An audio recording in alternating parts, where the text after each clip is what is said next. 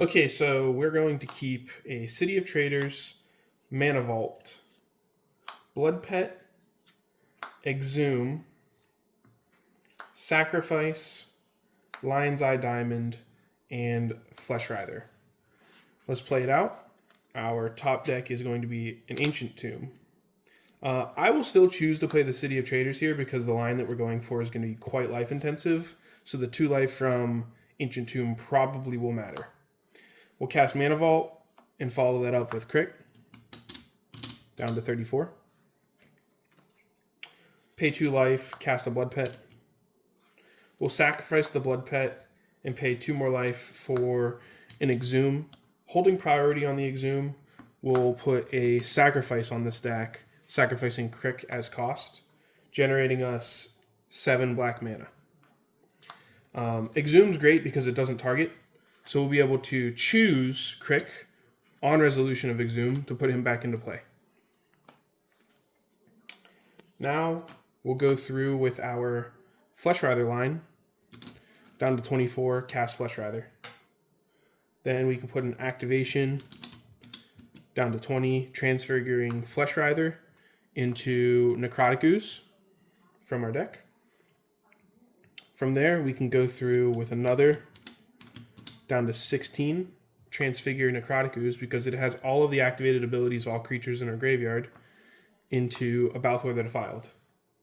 From here, we can activate Balthor down to 10, exiling him, bringing back Necrotic Ooze, Fleshwrither, and this Blood Pet. We can then Transfigure down to 6 life, this Fleshwrither again, into a Vile Entomber.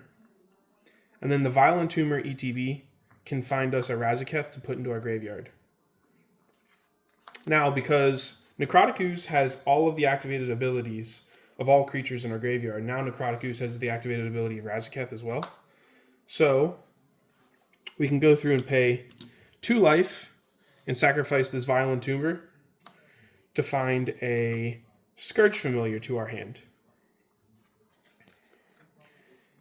Then we can pay 2 more life, down to 2, sacrifice this Blood Pet, and find Asmodeus to our hand. Now, if Blood Pet was, let's just say a Lotus Petal in this case, we wouldn't have gotten it back. We could have brought Crick back, sacrificed Crick instead of the Blood Pet, and we would be 2 life in the positive, so we'd be at 4 here instead. But we have 2 floating black. We can cast this Lion's Eye Diamond now. And if we didn't have this Lion's Eye Diamond in our hand, we need to figure out a way to get these into the discard. Some other people run like Putrid Imp or, in some cases, Bazaar of Baghdad. We had already played our land for turn. So if we didn't have this Lion's Eye Diamond in our hand, we can sacrifice Crick to Necrotic Ooze through Razaketh to tutor it up for our discard outlet. But in this case, we already had it, so we just needed to tutor twice so we can keep Crick and Necrotic Ooze in play. So we're going to cast this Lion's Eye Diamond, and then we'll sacrifice it for 3 black, which will bring us up to 5 black mana, discarding Asmodeus the Archfiend, Scourge Familiar, and this Ancient Tomb in the process. So now Necrotic Ooze also has the activated abilities of Scourge Familiar, which is choose and discard a card for black, and Asmodeus the Archfiend, which notably it's just the activated abilities, so we can pay 3 black mana to draw 7 cards. We have 5 floating, so then we'll go down to 2 to draw 7. 2, 3, 4, 5, 6, 7. Then we can go through the process. Usually what I like to do is I discard the land since I've already played a land for turn. So I'll discard 3 lands to add 3 more black mana to draw 7.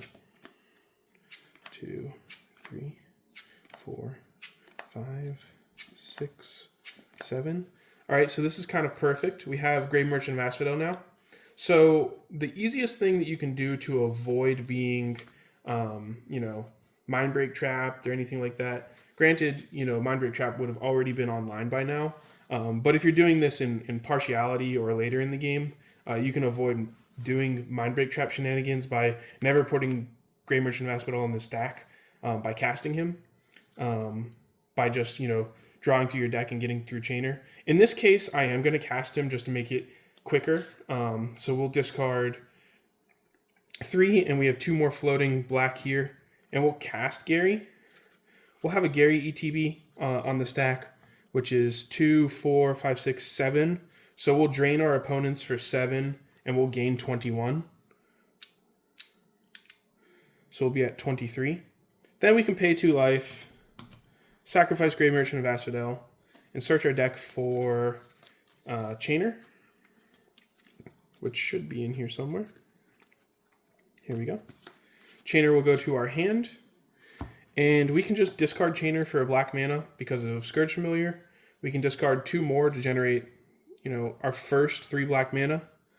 And then we can just pay Chainer's activated ability with that 3 black mana and 3 life down to 18 to activate Chainer, targeting Grey Merchant of Asphodel to put him into play.